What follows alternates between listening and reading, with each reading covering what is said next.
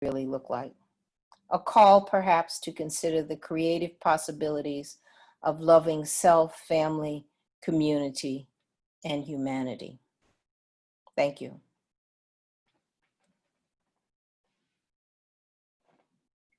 So we want to open it up now.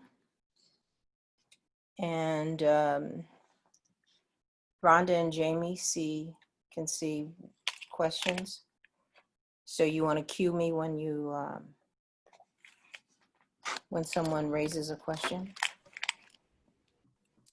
Yes, first question, Molly, wonderful question. And what would you want our younger generation who are out there protesting and demanding change and reform to know about their participation in activism? What might they do differently that could advance them further than generations in the past? Okay, would any of our panelists like to respond to that? Yes, I feel that it is important to realize that spirit is first. We are spirit beings or human beings, being human. Once we go from that first perspective, then we can move and trickle down into the economy. We can move into justice and those kind of things. I feel the repetition of marching and all those things, which are important and are needed, I think we need to get back to our roots, which is our ancestral plane. I think this is a really powerful time for us, especially on the time of 5 years ago this happened. And from a spiritual perspective, that's a portal, that's a spiritual opening. You know, we look at George Floyd, and we talked about it during our last meeting that, you know, when he passed, he called out to his mother, who was his ancestor, and we're hearing a lot of talk about that. So you see, in our cell memory as human beings, we're beginning to realize who we are. And that goes back to lineage. We have a lineage. We didn't come from slavery. We were enslaved. You know, the Ghana Empire, for one, was 1,000 years. And then the Mali Empire, where we hear about Timbuktu. And then we had the transatlantic slave trade that came in, and we are here now. So you come from greatness. You do matter because there's over 1 billion of us, you know? So according to the creator's perspective, or the cosmos, we have a responsibility. Everyone has a job. And I'm excited at the fact that even in the midst of the physical manifestation of what we're seeing happening spiritually or intellectually or emotionally, we are seeing the power of God released back into our being. I come from a background of studying the scripture, and I just recall a year ago was the year of return from 1619. It was the year of return, and now we are in a state of awakening. And I feel that these meetings are really good for us to see the different ways that we can communicate and grow together and begin to build further. So I would pass that to the young generation, that you are not alone. I'm glad that Dr. Badajo is here, you know, showing the connection that we need our mothers, we need our fathers, we need each other, and we need to pass it to the next generation. Yes, thank you. Would any of our other panelists like to add to that? I'd like to just say 3 points. I think there are several roles, as my brother indicated, for social change, and we should know those roles. Like, there are weavers, there are caregivers, there are frontline responders, there's visionaries, there's healers, storytellers, experimenters, and those who will disrupt things. But in the time of this, we have to differentiate between what's a moment and a movement, right? And knowing the 5 M's, like the method, how we're going to do it, the message, what is the clear message that you're going to do? What's the machinery, like how are you going to implement it? Of course, we need that money, that foundation, that funding and all that. And even somewhat of a madness, because the madness comes with passion. And once we really identify what that looks like, then we can come collectively together with the spiritual aspect, because we cannot leave out the spiritual aspect, because that's who we are as people, that we can elevate and not get confused with the message and the method, That's very important. We have to be in sync with what that looks like. If I may, I'll just add one more thing. Thank you, because you really summarized that, Sister Sonia. That for young people, one of the things that has to change is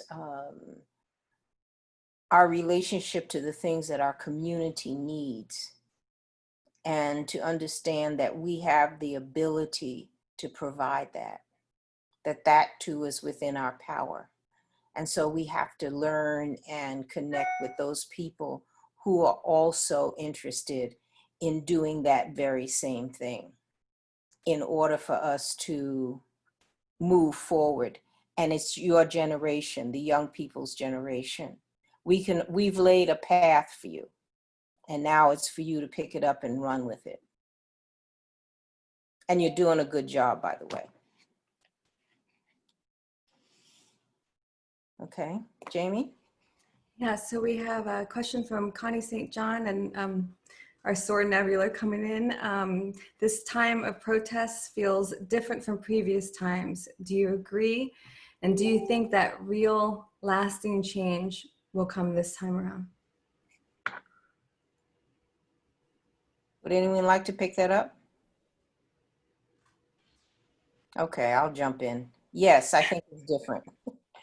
And I'll say it's different from the point of view of having been a young person in the 60s and 70s, more likely the 70s when I was going to community college out in Los Angeles, all the way through graduate school, and participating in the anti-apartheid movement, and witnessing what happened after the assassinations of both Malcolm X and Dr. King, and the fervor that came out of that. I think it's different this time because there are people who are outside of the community who want to participate. By the way, there were people outside of the community who also participated in some of those other movements, and we shouldn't forget that. But this time, I think that the young people are saying they want a different world. If we look at this young woman, Greta Thunberg, who's starting this climate activist movement among young people, we're seeing young people saying, we don't want this stuff anymore. We want a different world. And so they're claiming it, which is great. And now we have to see them activated. And so supporting them is going to make a difference. And the pushback is going to be tremendous.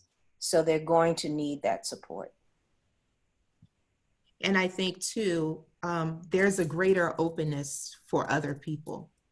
Right. I'm not saying it wasn't that way in the past, but as far as intersectionality, being more empathetic, having an understanding of people's backgrounds, the diversity factor, and really people becoming more empathetic towards how people are feeling. I think that's an increase today. Right. Yeah, I agree with that. I think, so I have a 16-year-old, and as much as a lot of millennials and things get, joked on and things of their work nature, but they're not going for a lot of things, and so one of the things that they don't go for is, just work and work and work and don't live life and things. So they get some slack from that. But to be honest, I'm like, yes, absolutely. And so it's a different generation, and I do not believe that they're not having any of it, not at all. It's good to see, because I think they intrinsically understand something that, oh gosh, his name just went out of my head. It was not Camus, who said, if you keep your foot or your knee on somebody's neck, it also means that you have to stand there and do it. So nobody's moving. You're not moving either. And until you get your foot off of somebody's neck, you don't move, you don't progress. So it's not just the person who is being stopped. It's also the person who is stopping them, who does not move forward. And I think these young people recognize that, and they're challenging old ideas and these ideas of keeping people down so that somebody else can be lifted up. Share a quote that Angela Davis said recently. She's been really active on Twitter lately. And she said, I don't know if we have ever experienced this kind of global challenge to racism and to the consequences of slavery. Right. It's sort of like the anti-apartheid movement. That's what it reminds me of. And the energy that went into that movement. And I think we need to learn some lessons from that, because the pushback was enormous. Just like this is going, the pushback here is going to be enormous. And so the support that we give to young people and people who are active in the movement in any way, form, or fashion is going to be critically important. Definitely all throughout history, we always have to understand that the strength, the fervor, and the passion lies with the young people. Right. So it's imperative that all generations come together, because all generations have an active part in how we move forward. Because there has to be leadership, there has to be servitude, and there has to be activation at all times. And what we find here is that when we have all participants who are unified, all of one accord, nothing can stop us. I don't know if you can look through the scriptures. When you look at the children, when you look at the story about the 12 spies, 10 spies came back and said, oh, we see giants, we can't take the land. But it was Joshua and Caleb who said, nah, we can do it. And everything we see there, we can take the spoils. We can look at David's brothers being the young boy. He came out in full energy saying, hold up, who is this uncircumcised Philistine talking to us like this? And this is what we see right now in the streets. We have a lot of our old generation who sees and have gone through, but we're at a point of comfortability. And sometimes we operate in fear. And it's the young people that says, nah, we're not doing this anymore. So it's our duty to encourage and to lead and to provide that covering and whatever resources we have to go forward, because they're going to be the ones who are trying to make a better world for us today and for what's going to happen in the future as well. Yeah, I think to add to that as well, I think that the system can't be fixed. That's an important understanding to have. I think everything goes through cycles. You know, there's linear time and there's cyclical time. And this form of capitalism, which was locked all the way back into slavery, and that's important for us to know the historical context, and that we're getting our humanity back because it wasn't built on humanity.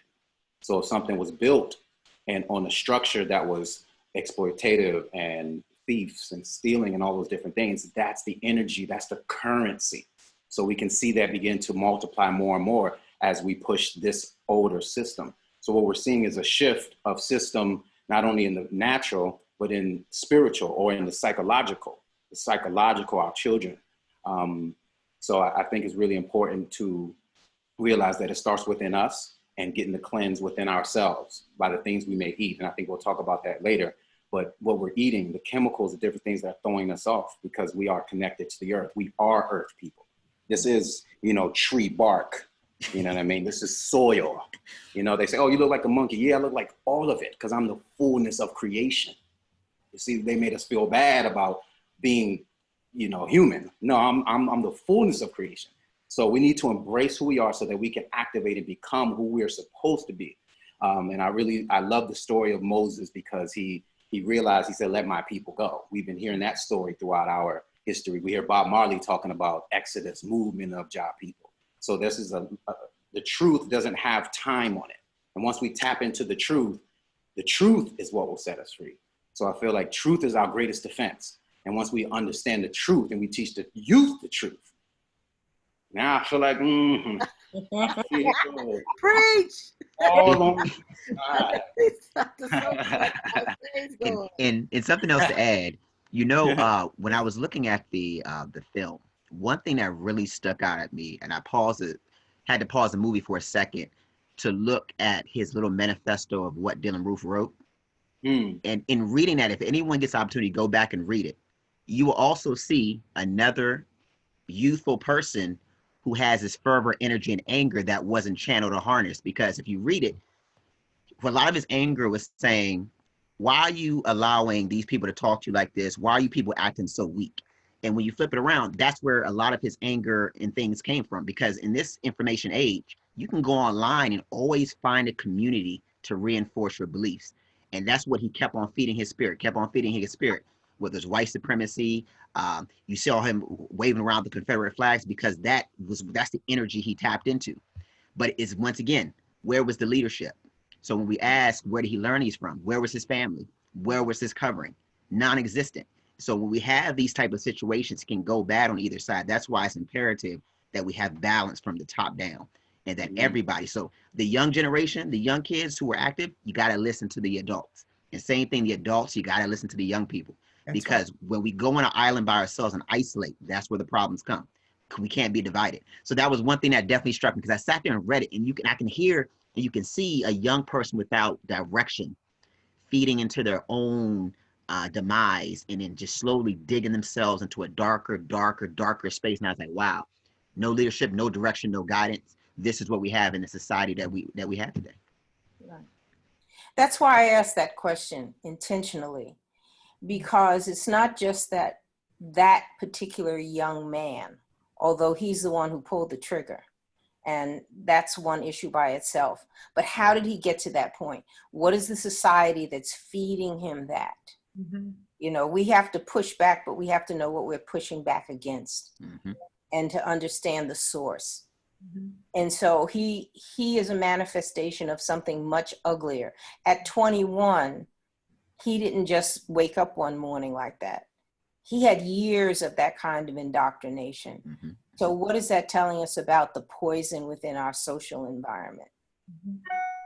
You have to really look at self-hatred on both ends.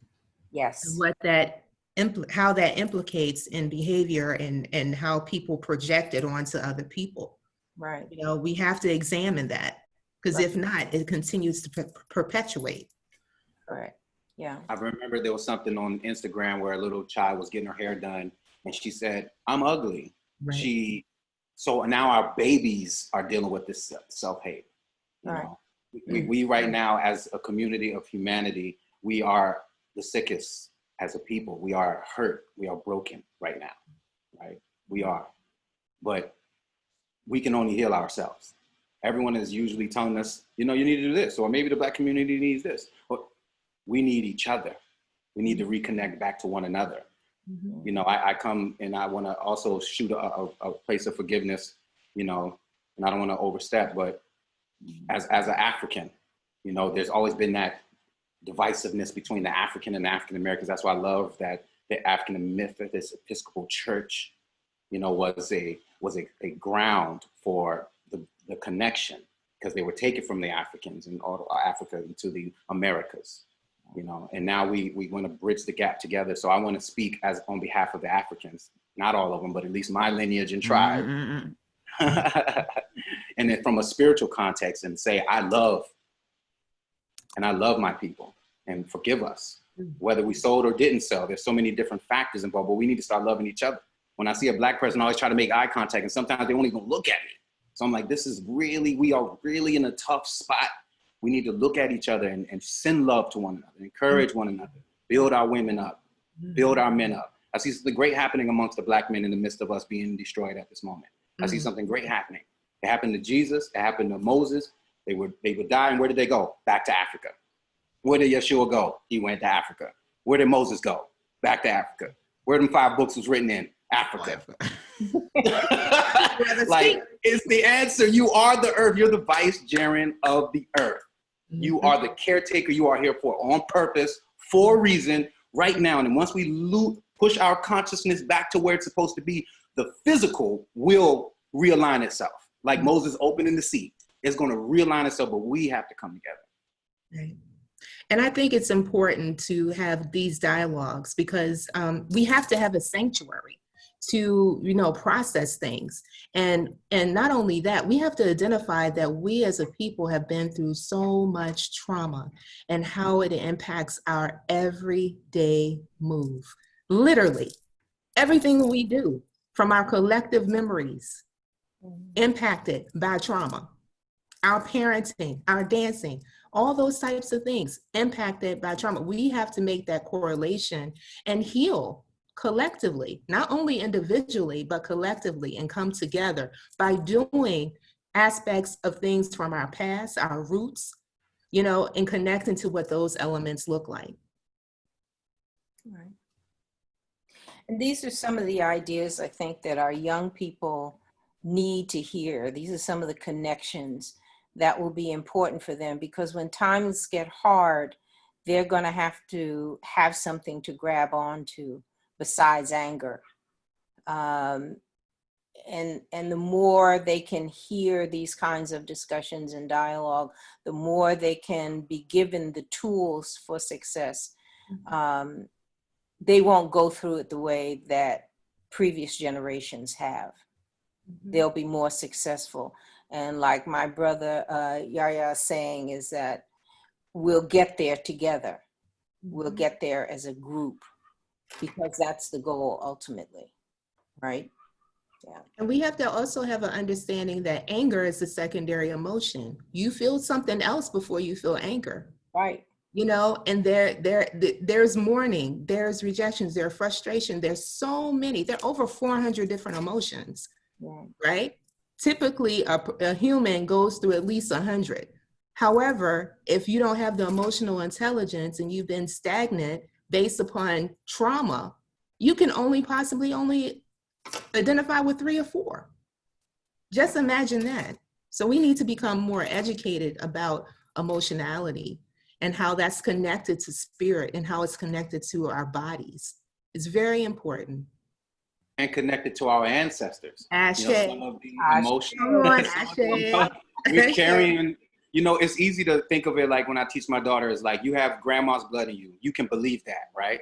And now you'll notice your grandma had grandma's blood. So all the way back to source, all the way back to the Most High. So you're pulling the strings of all your ancestors, the ancestral memory. That's how amazing our body is. All our cells have its own mind and its own intellect, and we're so uniquely and specifically made. So once we understand that idea, that's where the trauma specialists come in and begin to help us, and he'll bring the connection to mind, and then it moves into our existence as a people. And I think once we get there, then we can talk about the social things changing, because we have become more healed. We've become one, and we can only do that for each other and with each other. And that's really important, that we give ourselves the power again. Anger is not a bad emotion, but it needs to be channeled properly. Right. And we can't be fearful to ask for help. Right. So that's also an issue. We have to be okay to seek, services, psychological services. I mean, we can go to our spiritual healers and things like that, but there are trained people out there that want to help you, and we have to be open to receive that. Right. I'm glad you mentioned that, Yeah. Dr. Clyburn, because that's something growing up in the church. It was like going to see a psychiatrist or a counselor who is trained, licensed, and a professional was always like, nah, you just go pray about it. Right. And we see where that has got us, because there's people who have been trained, who have been gifted by God to deal with these matters that your pastor or your mentor just can't address. So I'm glad you brought that up. Yeah, good. Okay. We have another question from Kenny about forgiveness, and it'll probably be for Rose. So okay. I don't have the question. Either Jamie. Okay, Jamie, what's the next question?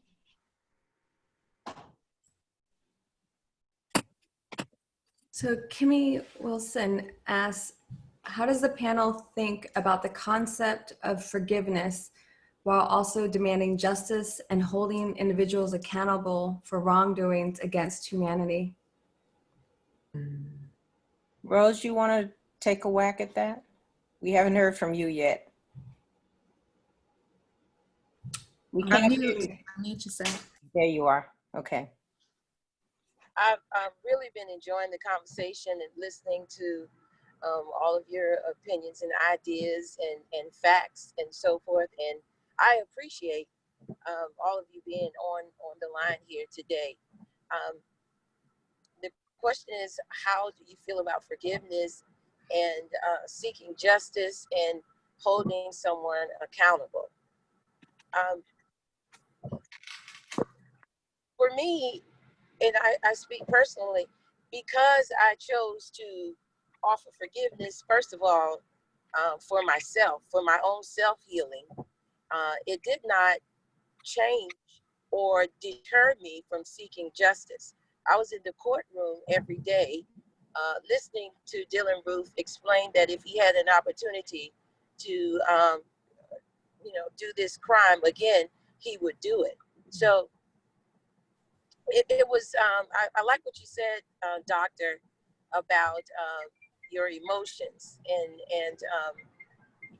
anger is a secondary emotion.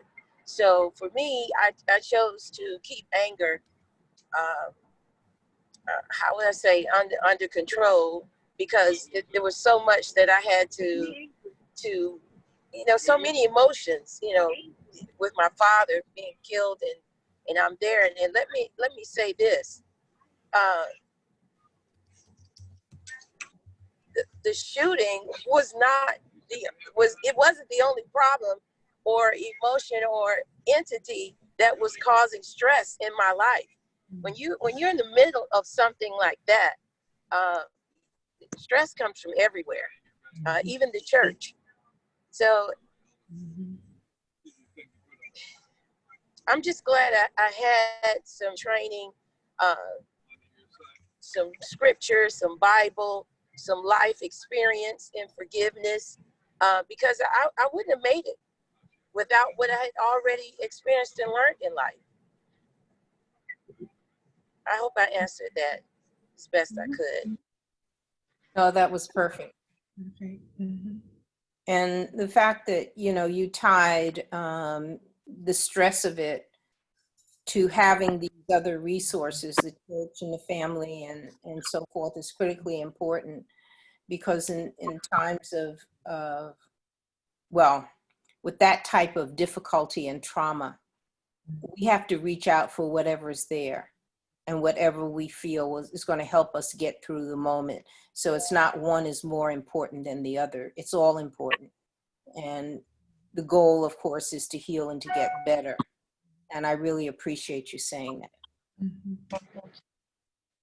And I appreciate the fact that you recognize that spirituality can heal any and every circumstance that happens here on this earthly plane, and that you allowed yourself to touch on that during your healing process. I know it was challenging, but you connected, and I think it appears as though it gave you strength. And I think part of the justice piece is having an understanding that, yeah, we have to be in truth, that justice is also about resistance. Resistance doesn't always have to be, competitive. It's really about standing strong. It's about, being aware, walking and standing in your truth, So I think it's an associative thing. It correlates with each other, forgiveness and what is it? Forgiveness and what did you just say? Forgiveness. Yes. The key. It kind of works together, right? Because you can do both, as she did. Because she turned her anger not destructive, but constructive. She was able to sit there and listen to whatever he had to say and take it in, but also get the resource of spirituality to kind of sustain her. I'm sorry, I get excited when I talk about things like this, even throughout pain, because through pain, there's strength, right? A lot of us can attest that when we're in painful situations, it kind of grows us. It grows us spiritually. I know I've had situations that's grown me spiritually, so I think that's important. Can I say, and looking from afar, some of these situations that we see on a national scale, I think part of the frustration comes in because we keep seeing family members and people, some of the victims, immediately come out and say they forgive the whole situation. And I think the people as a whole, the body, it kind of frustrates them in a way, because it's almost like you're letting someone off the hook. That's sometimes that's their interpretation of it. Like, for example, I give you the example of both of them, Gene, the gentleman in Texas who got shot. And we saw in that whole situation how his brother in the courtroom hugged the cop. But his mom, when she had her press conference, clearly said he doesn't speak for everybody, because like you were saying, everybody processes and deals with pain totally different. And I think in some of these cases, people just want to see the vulnerability, the human side of anger, like what it means, like what have you done to me? Because clearly in this Dylan Roof situation, no remorse. And oftentimes we never hear from the perpetrators or those people who commit the crime. And when there's no remorse, it almost seems like, because on a grand scale, if your oppressor, you're constantly saying that you forgive your oppressor, they're not taking that forgiveness into account, because your forgiveness shows your strength and also shows your meekness and humility. But they don't give you that same level of care on the flip side. And I think when people see that, oftentimes it infuriates it and it angers them. And they're like, okay, you know what? We're done with this, because every time we keep doing this, we keep getting these same results. So I think as a human side, there's a balancing act that has to be at play here, where once again, you can forgive to let loose for yourself. But at the same time, if we can communicate better our feelings, our hurt, our pain, our sorrow, that also shows people that, like you said, we're human and we're innocent the same. Just like if I lost my daughter, I answered no to that question when you asked, can I forgive someone who would take my family member in cold blood? Because if you do that intentionally, that's one thing. To do it by accident, I get it. If it was an intentional, premeditated attempt, that's going to be very difficult for me. Because from where I come from, I'm an eye for eye, tooth for tooth. So if that's what you want to do, okay. Because you can't take away from me, because you're going to take a part of me. And that's going to take a long process. I don't know how long that's going to be. That could be years. Who knows? But just to be truthful. So that's the emotion I come from when it comes to like immediate family members to that degree. Also, I think it's a balance. You know, we have the Martin versus the Malcolm approach. You know, there's no one way for every situation. You know, a default response to everything. There is times to forgive, and there's time for action. You know, the scriptures even talk about it's a time to play. It's a time. That's what my dad used to always say. It's a time to play. He'll go through everything for like for 6 hours, and then at the end, only foolish people play all the time. African proverb. So, you know, that's always stuck with me, to realize we need to discern what is the proper response. And I think that, you know, creating our own ecosystem where we have a sanctuary, as Dr. Sonia was saying, having a sanctuary not only mentally, emotionally, and spiritually, but financially and socially. You know, this whole idea of buying black and so forth and so on, and what has happened. But we're afraid because, you know, we did Wall Street and it got burnt down and so forth and so on. I have some ideas about that.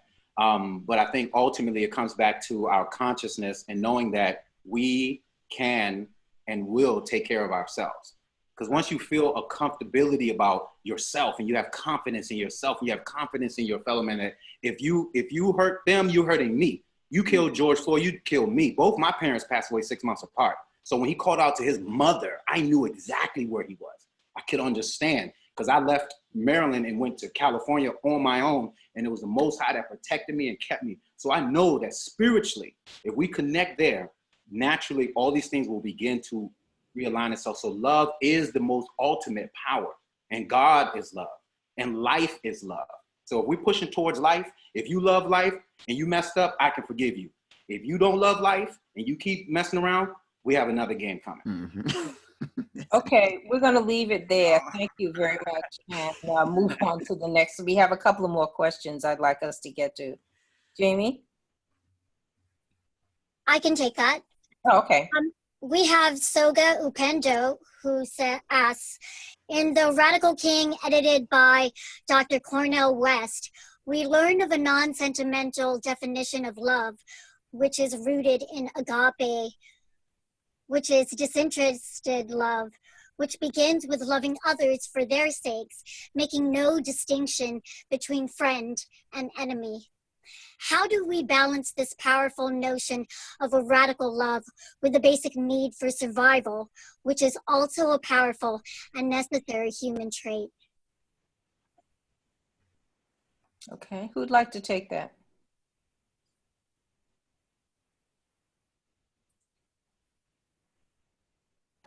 Okay, I'll take a whack at it while everyone's thinking. Are you ready, y'all? Go ahead, Ma. I didn't fully understand the question per se. Yeah, it took me a minute too, but I think what the question is about is the balance between love that comes from a place of purity and the opposite, love that is given, say, to a Dylan Roof. The balance between those two types of loves, the agape idea of love, and how do you balance those two things, or do you balance those two things? Do you love somebody else just because they're a human being, as much as you love yourself, which is very biblical and in fact in every tradition on the face of the earth?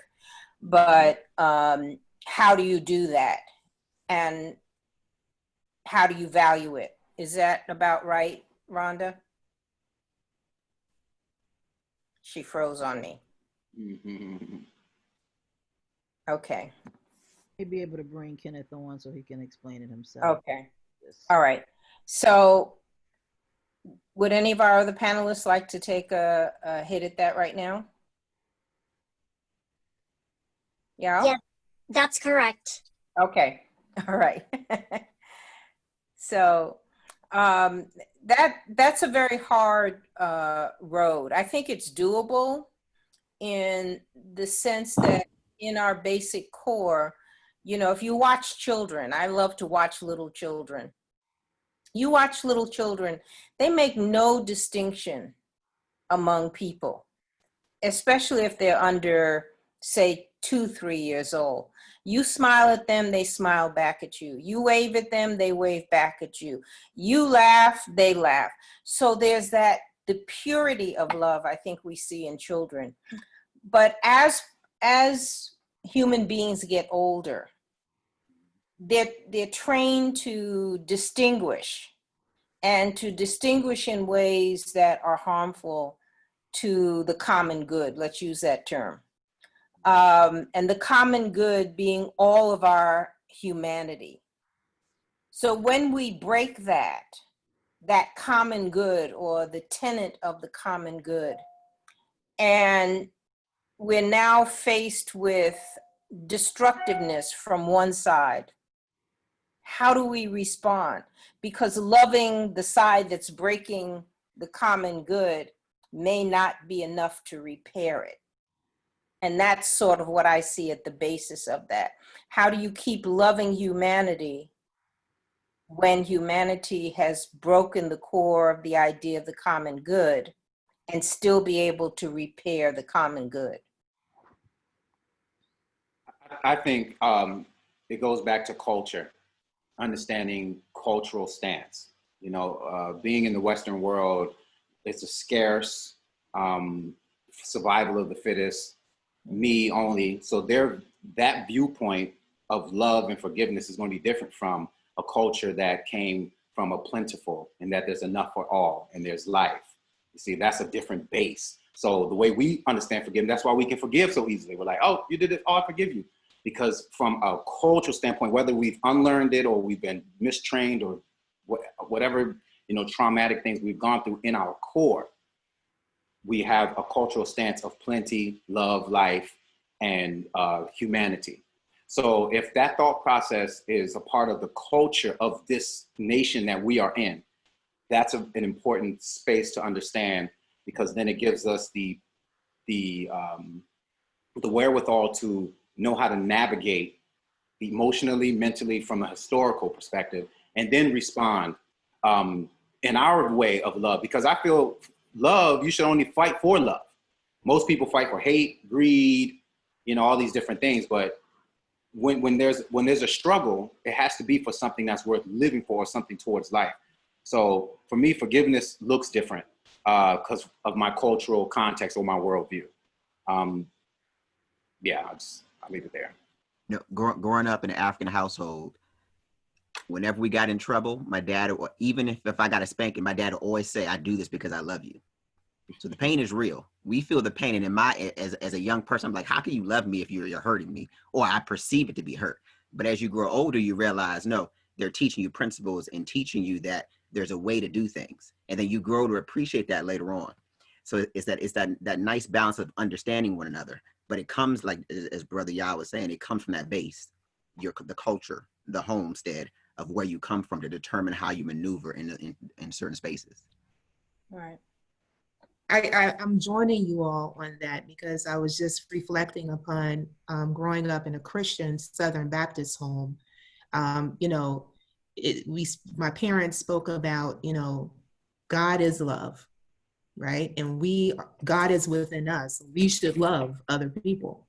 So it was ingrained in me, you know, even those who did atrocities, I still attempted to see the goodness in them for some reason. And that's why I'm kind of stuck on this question, because of course my background teaches me that. But again, when you go through these trials and errors, you're questioning, you know, culture is good, but then the introspect, who you are, the core, definitely you start questioning that. And that's why it has to be a balance. I think that's why spirituality has to be important to the person in order to move forward in that forgiveness and understanding of that, what that looks like for them. Jamie, do we have another one? We're getting close to the close. I want to try to catch as many as possible. Or Rhonda, Yes, Sarah Katz asks, can you talk about how you envision white allies supporting the movement?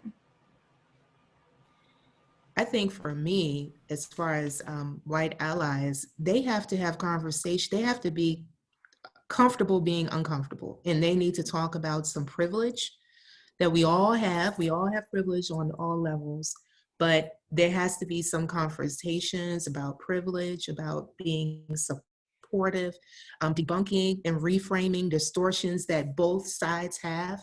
I think building a community and what that looks like, and having an understanding of identity on both ends, I think are important aspects.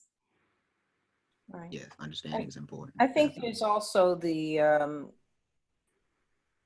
how white allies can ask themselves the question about what world they want to live in, like the young people are doing. I mean, is this chaos and inhumanity and brutality worth it?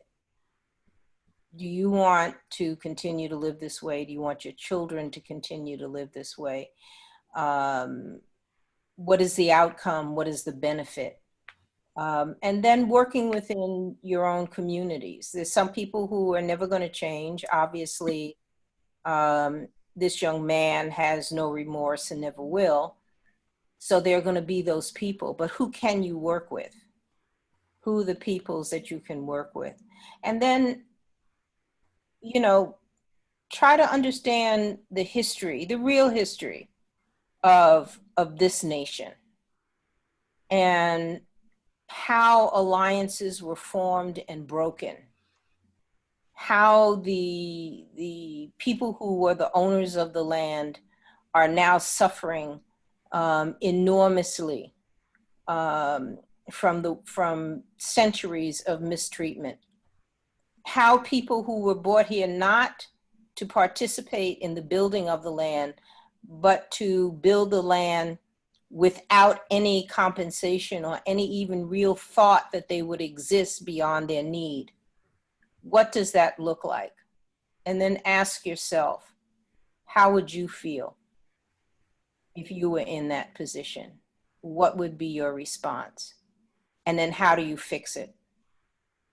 And not without, you know, feeling like you have to be guilty about it or anything, but just understanding that you have questions and homework to do like everybody else. I would also add, oh, go ahead, Coach. I was gonna say, the question I would ask our white allies is, what type of world would you want your kids to live in? Because your time is coming to an end. but this movement of what we see, they're going to be the ones who are going to be affected. So all the seeds that you have planted all these years and that have been watering, now we can see the harvest is coming. So if you really love, so we go back to that love question. So if you really love your kids and you love your grandkids and descendants, your legacy, it's imperative on you to do what you can do to make things right now while you're still here. Because once again, when you're dead and gone, your kids are going to be the ones who are going to be living that reality today. Yeah. Well, he pretty much took my answer. No, I think there's always been the white ally, you know, from the Quakers all the way down to Jim Brown. So there are people who have stood up with us because they had humanity. And to realize that slavery affected all peoples, you know, there were white slaves, you know, it wasn't just, it's just been affecting us for a very long time. That's right. And to this day. So understanding oppression as a whole is something that we can't hold on to or that we should be fighting for. Because like he said, we don't know, you know, this whole principle of universal law of sowing and reaping, karma, whatever term people feel comfortable with, is a reality. And I think the little things you can do is to what you're doing now, which is awesome. And we embrace that. And we will love the allies, because anyone who's for life is for us. And there's bad people or misdirected, low vibrant frequency people on all sides, you know. So now it's learning that it's a system and it's a culture, it's a cultural perspective that now doesn't have a color on it. So in this time period, when you see the young, I was driving through North Hollywood and all of the protesters were pretty much the young white kids, and it was great to see that at this stage the brainwash hasn't hit them so deeply that they don't have a touch for humanity, especially what Africans bring to the world. You know, we look at hip hop music to all these different, that's a part of what Africa or African Americans have contributed to this nation and to the world for a very long time. So I think the tide is definitely changing, and this is an opportunity for growth and health. So we embrace all allies of life, you know, and of love and justice. That's the meaning of a common humanity. And to add to what Dr. Clyburn had mentioned earlier about her upbringing, I think another missing element is spiritualism. Like, they themselves have to have a spiritual renewal, because they have to understand the climate, understanding why you do what you do and from what base, from what energy these things derive from. Because once we understand that we're all human beings, we all come from the same place, we all have the same struggles, just as you, just as I, you're not better than me, I'm not better than you, then that gives us to a common place where at that point, then we can move forward, work hand in hand, work in tandem to create a better universe, a better place for us all. Okay, we have one more question, I think. Is there another question that we? Well, we're right at like 8:01, Mama Bada Joe. I think that Jamie had a Mali Pumpadid, who I think she's left us, but she had something very encouraging to say, and then have you close out with some words. I just want to make sure we keep us close to time. You know, Dr. Sonia has a graduation to go to. Okay. Thank you, Panda. So Jamie, you said Jamie hasn't had she left, the other lady left? Mali Pumpadid, she is the co-creator of SOAR, the community network Nebula that many of us are a part of, and that is to, you know, an organization to help us reach our maximum potential as conscious and human beings. So, Jamie, did you have Mali's statement? Yeah. I have it. Okay. No, go ahead, Monda. Okay. So for the last question of the evening, what would you want our younger generation who are out there protesting and demanding change, reform, to know about their participation in activism? What might they do differently that could advance? Well, the first thing I would say really quickly is to remember the words of Frederick Douglass, that power concedes nothing without struggle. And that's life in general. In the Yoruba tradition, there's something called ebo, which is sacrifice. And it's not sacrifice in the stereotypical way. It's what you give up.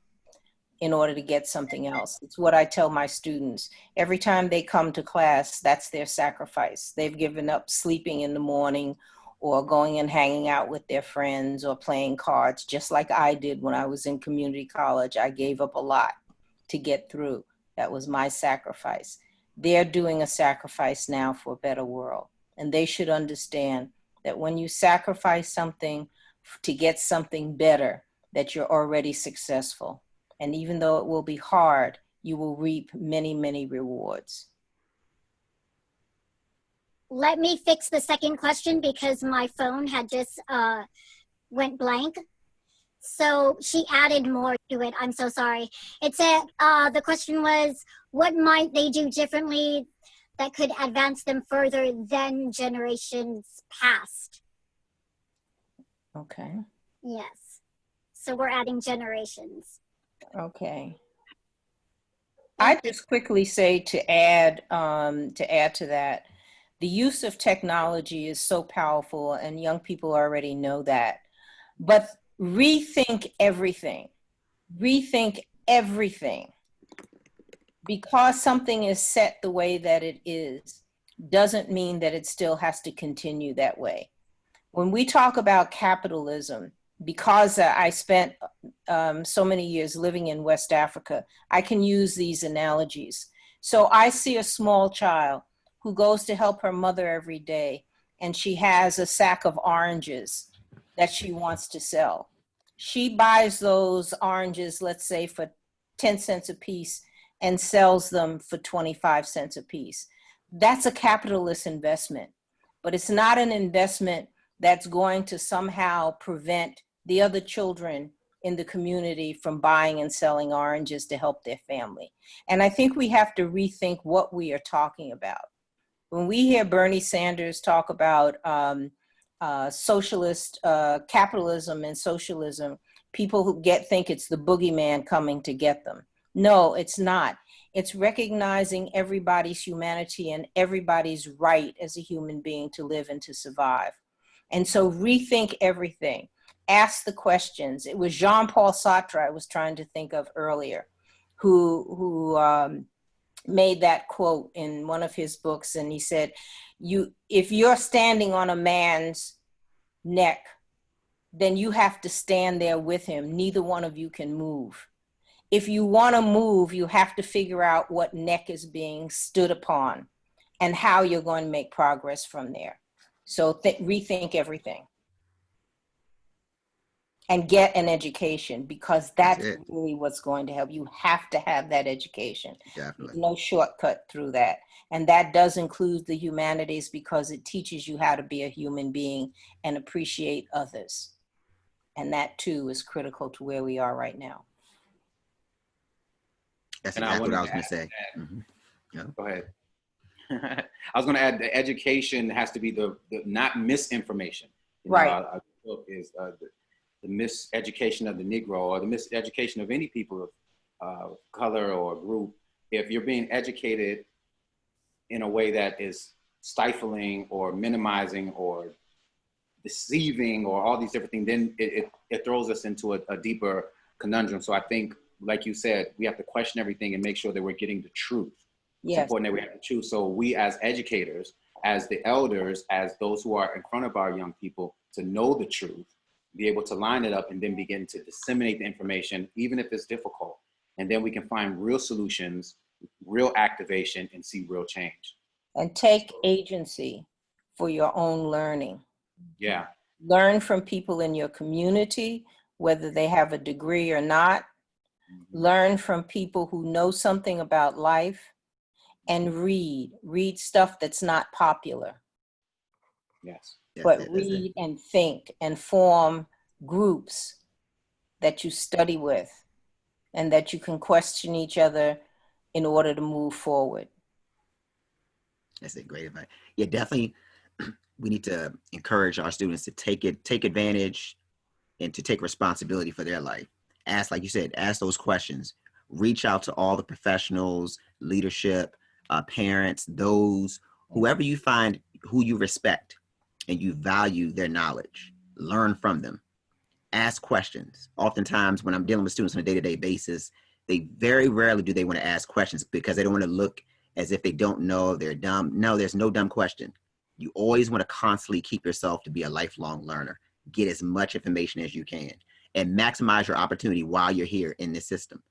Whether it's education, that is so important. Right now, with the Ashan Foundation going forward, we have an initiative coming this year where we want to help as many parents as possible, especially in our inner cities, with just figuring out financial aid, understanding Pell Grants, understanding the resources that are available to you that you can take advantage of right now, and infiltrate all these industries. Go into law, go into education, go into business, go into agriculture, infiltrate and make yourself known, because you're necessary and you're going to be needed in all aspects of life. Definitely. Exactly. Rose just popped back in. Do we have a Yeah. second to let her have a word or two closing?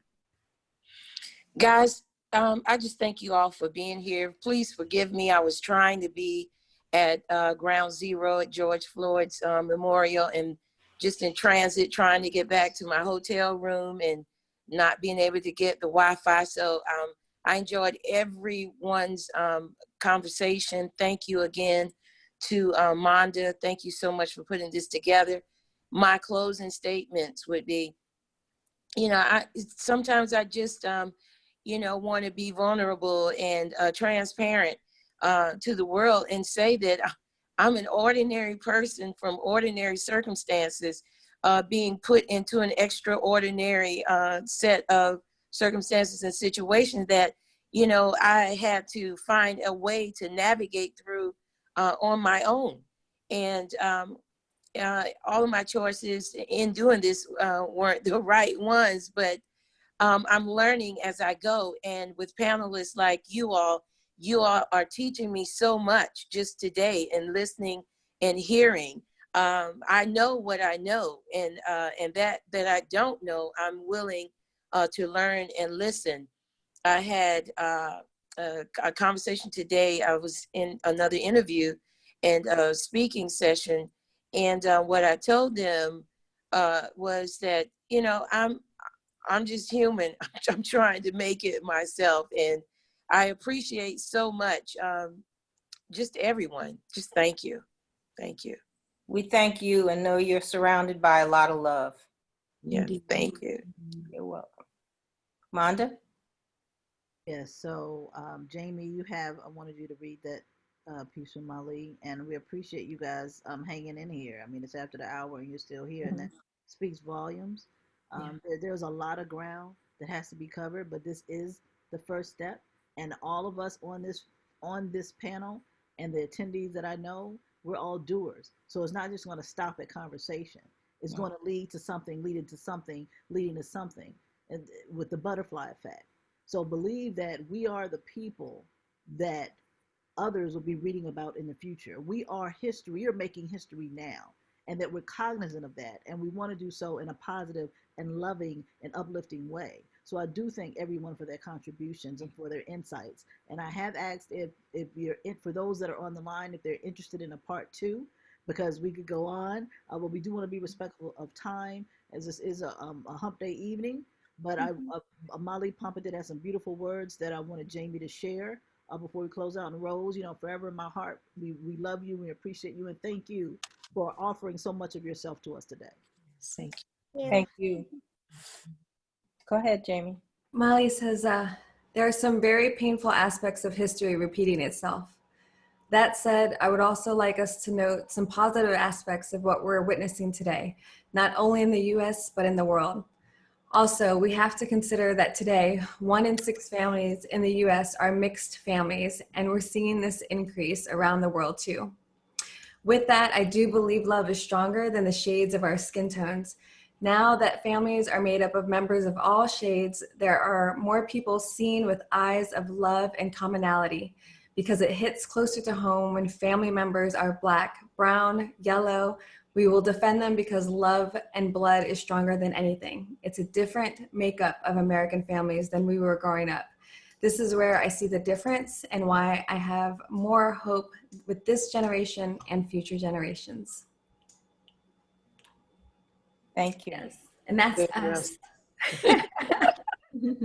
We will break free, and I know the first question that we asked was, you know, do we think that America can change it? And I'd be lying if I never doubted and said, you know, I'm looking up other places, but you know what, we're stronger than that, and it's things like this that we know we can push forward, and America is so great, and we love it here. We can do it. We can do it. Absolutely. Thank you all so much. Thank you so much. Thank you. Thank you, Rose. Thank you all. Thank you, Monda. Be safe out there, Rose. I will. Oh, Will. and wait, before you all leave, Sherry Streeter wants to know each of you how to get in contact with you, how they can connect. So if you could just take a moment to, whether it's your website or email or Google, however they can find you, they want to know. So Are we putting it in the chat?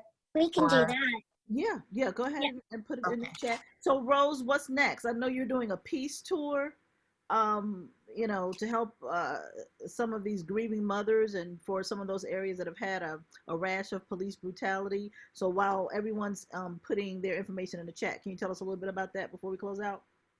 Well, as soon as I close out from this Zoom call, I have another one with the Evangelical Lutheran Church. And I'll be doing that here in Minnesota.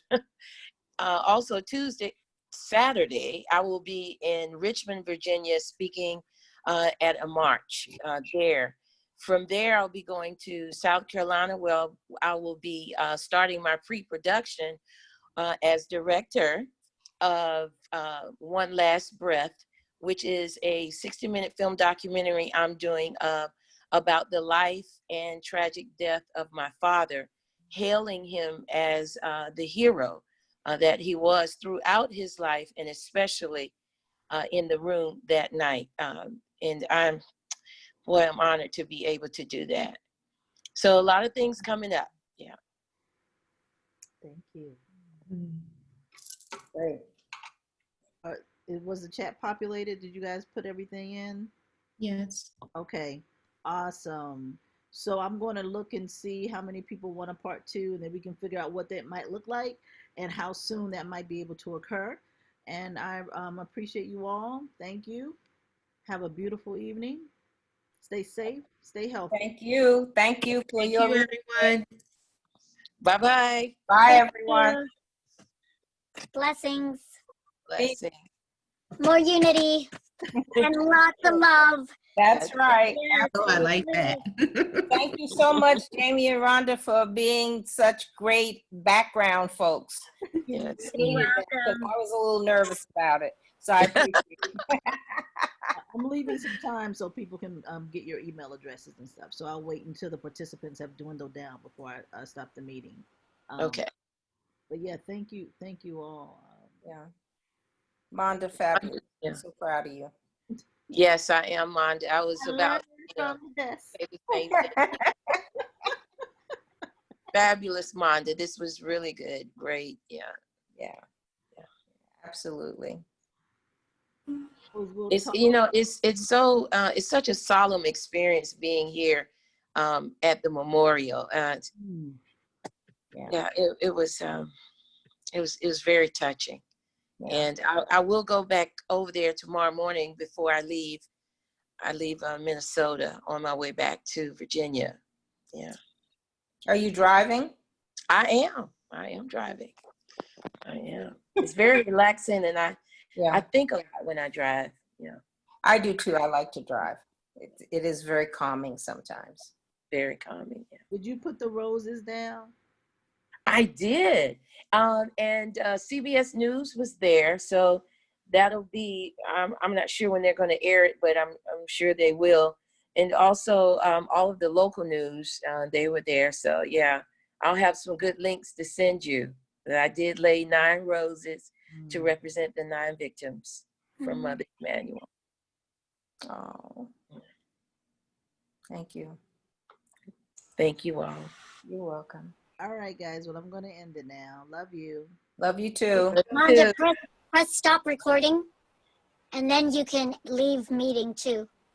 Oh yeah. How do we get hold of the recording?